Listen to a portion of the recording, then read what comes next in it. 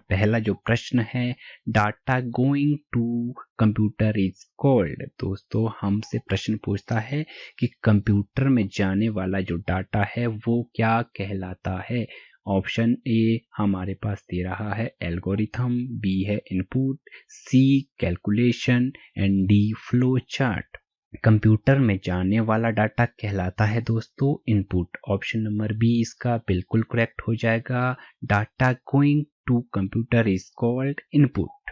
प्रश्न नंबर 2 की ओर चले जाते हैं। Capacity of computer is. प्रश्न नंबर 2 हमसे पूछता है कि कंप्यूटर की जो क्षमता होती है दोस्तों वो होती है सीमित, असीमित, निम्न और उच्च। कंप्यूटर की जो क्षमता होती है, capacity of computer is limited. Option number ए इसका बिल्कुल करेक्ट हो जाएगा। कंप्यूटर की जो क्षमता होती है सीमित होती है। प्रश्न नंबर 3 की ओर चले जाते हैं। Memory unit is a part of. दोस्तों जो हमारे कंप्यूटर की मेमोरी होती है वो किसका पार्ट होती है। ऑप्शन नंबर ए हमें दे रहा है control unit. Option number B central processing unit अर्थात CPU. Option number C input device. Option number D output device. Memory unit एक भाग है किसका, कंट्रोल यूनिट का, या फिर option number B central processing unit का, ऑप्शन सी इनपुट डिवाइस का, ऑप्शन डी आउटपुट डिवाइस का।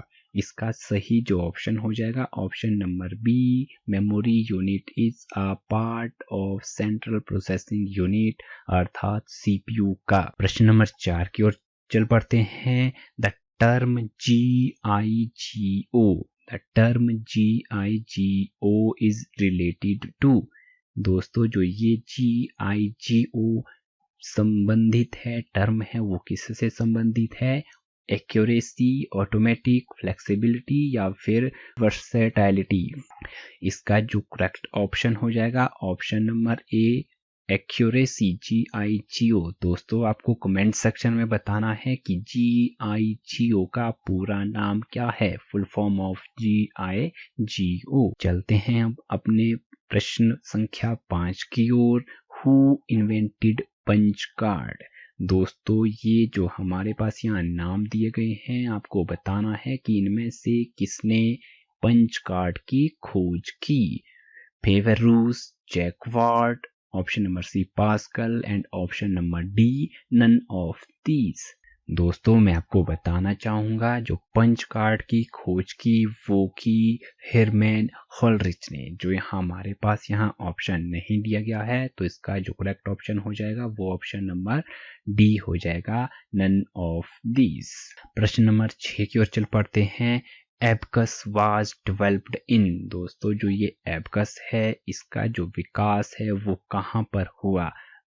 Option number A India, option number B China, option C America और ऑप्शन डी मलेशिया। एबकस का विकास कहाँ हुआ था, तो इसका सही जो ऑप्शन हो जाएगा ऑप्शन नंबर बी चाइना में हुआ था दोस्तों एबकस का डेवलपमेंट।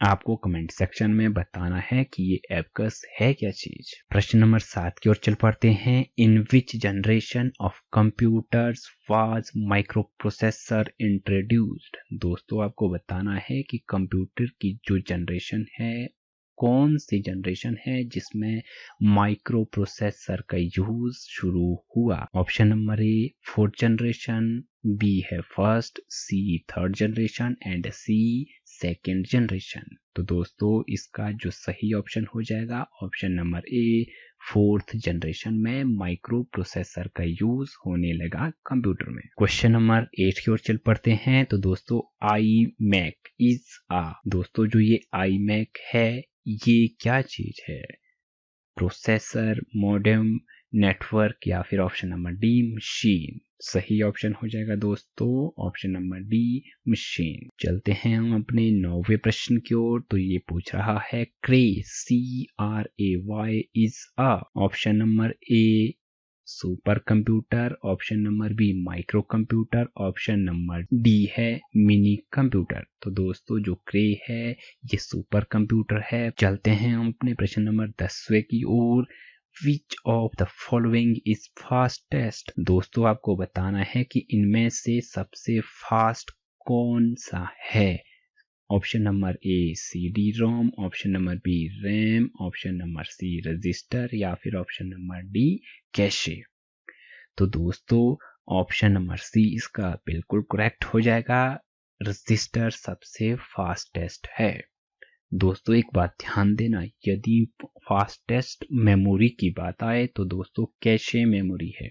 CPU के अंदर एक मेमोरी होती है कैश मेमोरी।